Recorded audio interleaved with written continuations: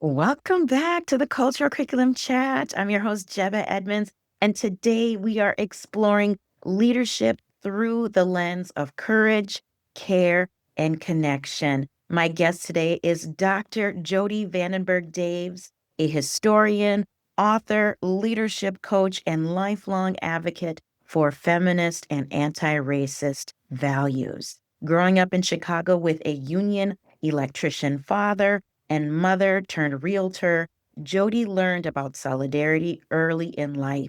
That foundation, combined with her curiosity about history and passion for mentoring, has shaped a remarkable career centered on empowering women and marginalized voices to lead with authenticity and heart.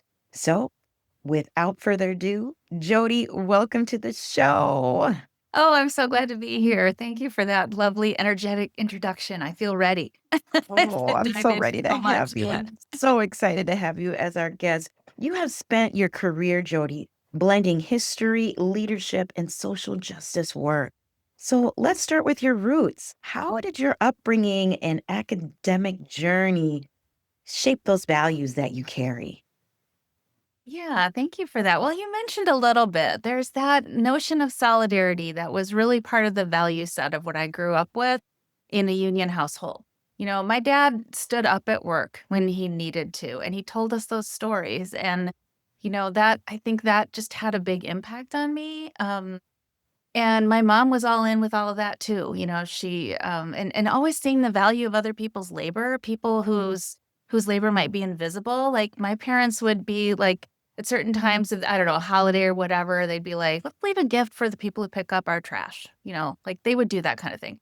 And so I think that it really does come from my family, kind of the working class roots of my family. And um what was the second part of your question? I got Oh, lost in yeah, that one. and just your academic journey. Oh Oh, no, it's sure. Yeah. wonderful. Yeah, keep it Yeah. up. Yeah. Yeah. I mean, I grew up, I was looking at some of the questions that you often ask guests, and I grew up in a very white community, exurbs of Chicago, probably really the white flight piece of the whole history with Chicagoland, because my parents were born in closer into Chicago. And so I did not learn about anti-racism. I did not understand the experiences of the global majority of people of color growing up. It really took college for me to start to understand those experiences and also to experience feminism, to start to unpack that a little bit. And what it did was expand the core lens around solidarity and being for the underdog, I guess, and it with more sort of complexity of experience. And history was that huge panorama on which, you could explore those things. And so I became history was my concentration. I guess I wasn't exactly a major because I also did the social studies track I was going to become a social studies teacher. As the first generation in my family to pursue four-year college, those were sort of paths I understood and could see in front of me. But then when I started getting fascinated with history and had a professor tell me, I would love to see you with my kids in school, but, teaching in the K-12 system, but really, I know you have what it takes to pursue a PhD. And I had a Truman Scholarship, which is a public service-oriented scholarship that I pursued, and that helped get me a leg into graduate school. So then I went on to study history, U.S. history, 20th century history, social history, women's history. In my teaching, ultimately when I got into my academic job, I did 21 different courses over the course of my teaching career, including labor history, African American protest, different parts of women's history, leadership. History of motherhood became a really core specialty for me, and I taught that course all the way to the end of my teaching career and wrote a book, the first kind of synthesis book on the history of motherhood, which is just, I say that not to brag about that, but to say, wow, why did that take till 2014 for anyone to do that? Because women have been told that that's their primary role, and yet we haven't really like put that experience into history or put mothers at the center of history in a way that helps us understand how they shaped our whole society and continue to. So those are some of the I guess the academic highlights. Oh, wow. So fascinating, especially with history, and like you said, even the history of motherhood, just saying that that's your whole role and it isn't of value, but they are the precipice of society and what keeps us moving forward. It's such We a all come from valuable, one, we you know? all come from a mother. Yes. So Yeah. that, oh, so amazing. I got to look that book up. Yes, that is awesome. So when you're talking about learning, of course, with our historical context in US history, especially, you know, and what that has shaped us, especially today. I know you're probably just like wringing your hands, like, come on, we have to do Oh, more of learning about our history because we're starting to see these, I don't want to say, feels like it's cyclical again, and that shift of, okay, we're getting back to this point. We can learn more than what we know now from what happened in the past. So now that you're done with the academia role, what could you share with our listeners of with that shift that we are seeing right now? What can we do so we don't repeat from your perspective? Yeah. Repeat what's happening. Oh, it's just really hard. I don't, Mm. I wish I had more answers. It's one of those moments where I guess I will say that I ground myself in that, in history, with that kind of what you're saying, like things are cyclical, things are temporary. How do we fortify ourselves to get through this? How do we stay anchored in our values? Even though we can't fight every battle, even though things are feeling just frankly more dangerous, when Yes. people can be Yes. controlled, when they can be threatened, when their families can be threatened. It's Yes. we're living in a time in our country that I never thought I'd see. That and it's not that these things haven't happened in our past. It's just particularly to people of color, but it's more pervasive. It's more pervasive throughout the entire society. And we are living in a time of a very radical ideology that is um, with a lot of power behind it. That's looking to really disrupt and kind of disempower and silence this work that so many of us have been doing to create more multifaceted histories as part of social justice, as part of truth. Yes. It's truth telling. It's It's not telling. like Yes. it's like, yes, the truths in history are hard and complicated, and truths in our present are hard and complicated. And, Yes. we I just my heart is just kind of breaking for educators right now, because Yes. Yeah. how do you maintain your sense of integrity and show the students, the courage that it takes to be in your convictions when you could be out of a job tomorrow, or you could be like Yes. there It's so isn't hard. there just isn't an easy answer, but I guess Yes. if I have one answer, it is one thing to say about that, just so I don't come up short here. It is That's okay. really to connect with others and Yes. find your team of people who can keep lifting you up, because courage in history is hard, but it usually happens together. The It history of does. social Yes. movements. I mean, look at the civil rights movement and people together in churches, singing, fortifying one another. What we just saw with the No Kings March was was people being brave together. And I think that's how we do it in Yes, general. agreed. Yeah, it's not just a one person thing, it's a whole Yes. movement of folks. And I love how you said finding your people that lifts you up because it can be very overwhelming, daunting. Mhm. Mental health can come into it as Yes. well as being over consuming of negativity and plight. That is, yeah, that's really important as well. And yeah, as a former classroom teacher, yeah, I am right there in solidarity with my educator friends and colleagues because it is really hard because it is such a pervasive environment of a click of a phone and there's your livelihood. It's Yeah. really, really shaky ground. But what I also learned when I taught history with my little fifth graders Yeah. was you don't get over history, you get through it. And I think that's Mhm. something that students today can learn from. Like, we can get through this, we will get through this. And as a collective, like you said, Jody, that's what keeps us going because you can't just do it as one person. It has to Yes. be many to have That's that voice. beautiful.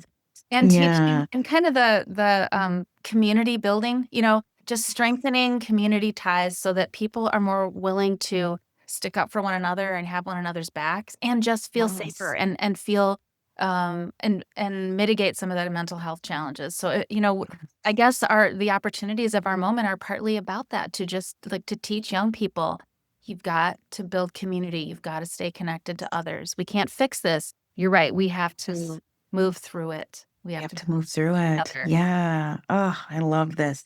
I love your story about mentorship and building that community as well. You often say, our individual stories are part of that larger historical flow, just like you said about the, social justice movements in our past. Can you share how history has helped you and those that you mentor, making meaning out of their work and their own life experiences? Mhm. Yeah. Yeah. Well, yeah, for me it is grounding, and for me I love to know about the whole panorama of human history. People have been through so many struggles and so many triumphs. And I used to teach world history. I didn't initially want to teach world history. That was my work assignment when I got to my first academic job. But I learned so much that history's so big, and that breadth and scope I find comforting as it takes us out of this historical moment a little bit.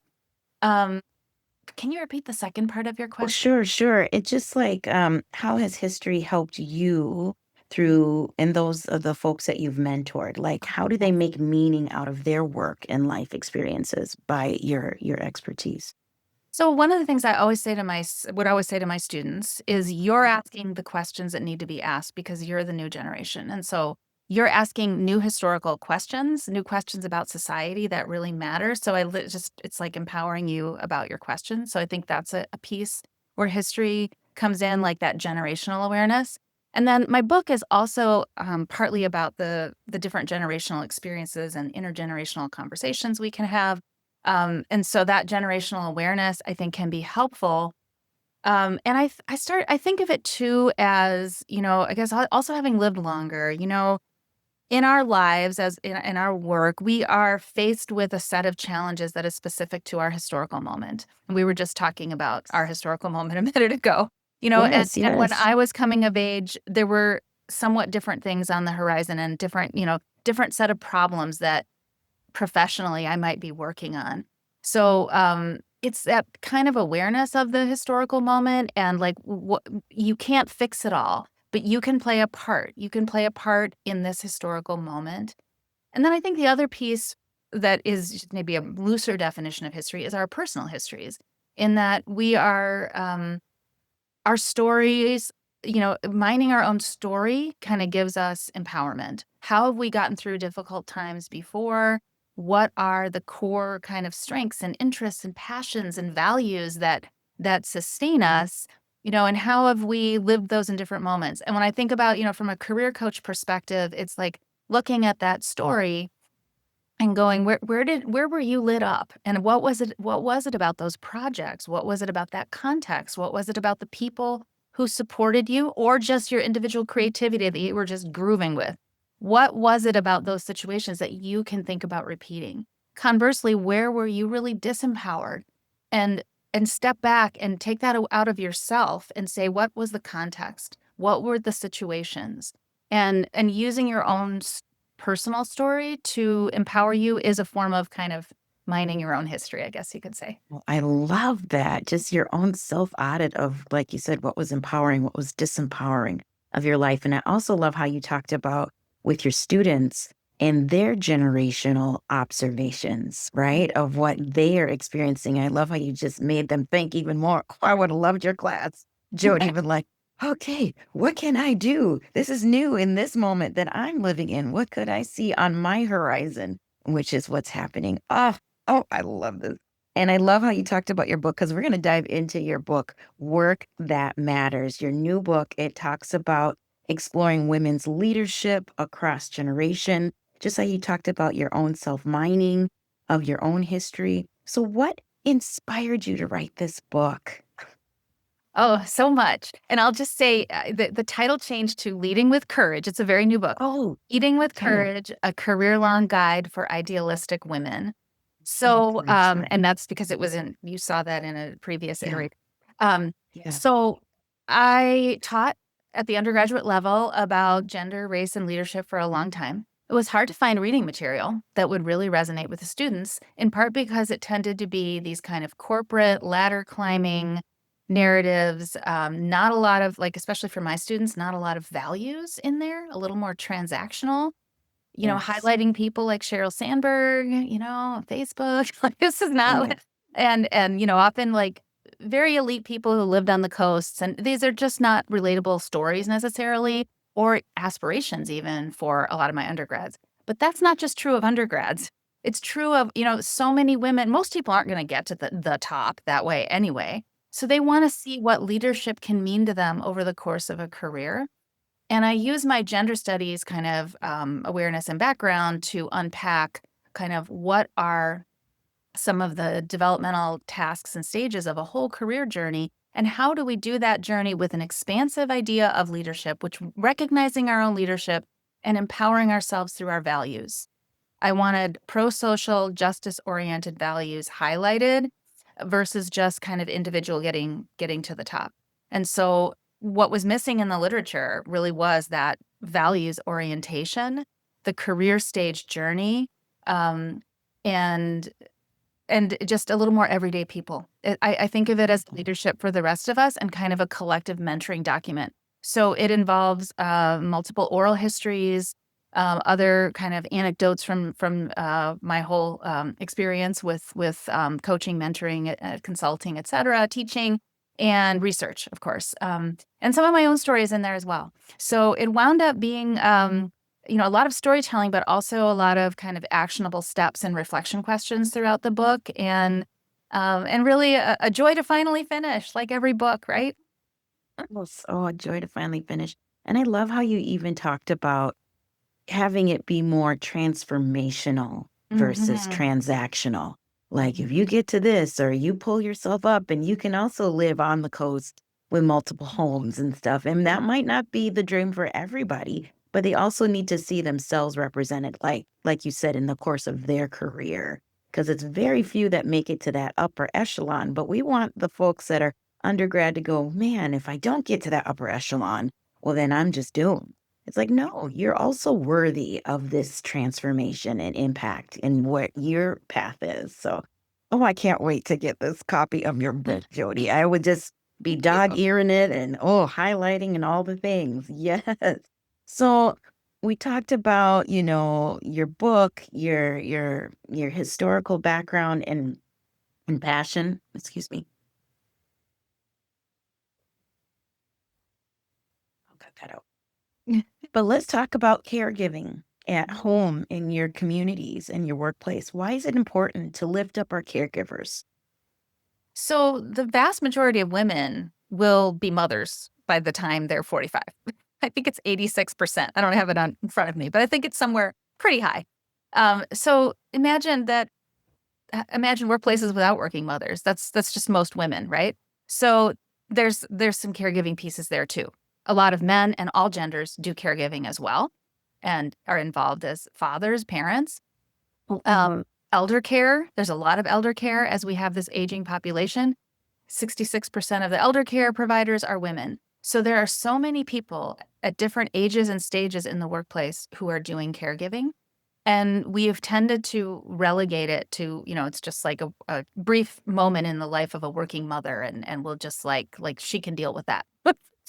And it's really to create workplaces that honor and make space for that work, and maybe for some flexibility, and for making sure that there isn't a penalty paid in advancement for people who take time out for caregiving. These are all vital to maintain, like, developing strong, vibrant teams, and also to developing to retaining talent over the long haul. Yes. And what I talk about a lot too is that the skills that we gain in caregiving, we those are exactly the skills that if you just do a simple Google search, what are the most important leadership skills right now? What are we looking for in the corporate workplace with leadership? We're looking for emotional agility. We're looking for, kind of multifaceted communication skills across different arenas, all the way from childcare to the nursing home to your manager to your client. We're looking for even sometimes challenging questions, disruptive questions like, why is there nowhere for me to nurse my baby? Or whatever that question might be. Or why are we not, supporting different facets of our community around around caregiving? So those kinds of skills, time management, managing conflict, empathy, these are all things that you develop if you are leaning into caregiving in your life. It's also true that women are disproportionately situated in caregiving roles professionally. So whether that's their overrepresentation in social work and all things related to children, um, intense patient care like CNAs and nurses, um, there's an overrepresentation there. But even in the corporate space, women are overrepresented in customer service, and women are often tapped to do what many in the we feminists call emotional labor for other people. And that is valuable and life affirming often. It's part of the richness of being in connection with other humans, but it can also be overdone or exploited. And it can inhibit our pathways to formal leadership roles because we're considered the support team. And we're not distributing that emotional labor throughout our teams. Everybody can do that. It doesn't have to be a woman to sit with someone who's struggling because this is the anniversary of their parents' death. It doesn't have to be a woman who sends flowers to, it doesn't have to be a woman to do those things. And again, I'm not discouraging anyone from doing those things, but I want us to lift it up and make it more distributed so we can all Right. share in that like ethic of care. Yes, and that's humanity right there. It doesn't have to be, oh, Jeb, you're doing birthday club this month. Or, Right. don't forget to get the cake for this person retiring. It's like, well, Jim can get that. I don't know a Jim, but he can get that Kim and can bring do the that cake too. too. He can do that too. And I love how you pinpointed, and that was just a good follow-up to my other question of how can organizations support our mothers, caregivers in the workplace. And I love how you even tapped into, is there room for nursing mothers, that I can utilize? Or a place that, a grieving colleague could be in space and with somebody to make sure that they are taken care of, and shown some compassion. I think that is really, really important as well. So thank you for that. You got both of my questions totally answered there. Oh my goodness. So yeah, you've mentioned, your students and colleagues and of course, helping our caregivers and in solidarity with others. How do feminist and anti-racist frameworks shape the way that you coach and lead others today? It's two things. It's not sugarcoating the hard stuff. In fact, if anything, it's trying to validate people's difficult experiences through what the research shows. The research Yes. shows like lots of unconscious bias. The research shows racial microaggressions happen a lot. And it shows that many people of color are mistaken for servers or support staff when they're at high level functions. Like these things are real and they're very well documented. The research shows that women have to be not just competent, but competent and nice on average, Mhm. whereas men can get away with the not being nice on average. Mhm. The research shows that promotions take longer for women in general and for women of color even more so. So I lay out those truths when I Love talk that. to people because it doesn't help to sugarcoat this or to pretend that it's all just we're in some kind of post-racial, post-feminist world because we're clearly not. But the second thing is that the research also really shows that having the experience of being othered in different ways tends to make us better leaders, unless we get bitter. I mean, and that's going to happen to some people, right? Unless we just feel, or we just get pushed out or down too many times, and then we just disengage, right? But if we partly just through luck, or other people's support or whatever, navigate through, we can often be the best leaders with that. For one thing, we've got a context awareness that that because we've had to move through systems that often the rules weren't made by us or for us. And so just surviving that. But it's also, again, research suggests that the people who've been marginalized anywhere are better at holding space, listening, having that kind of emotional agility and humility around other people's experiences that are, again, the exact things that we need for leadership.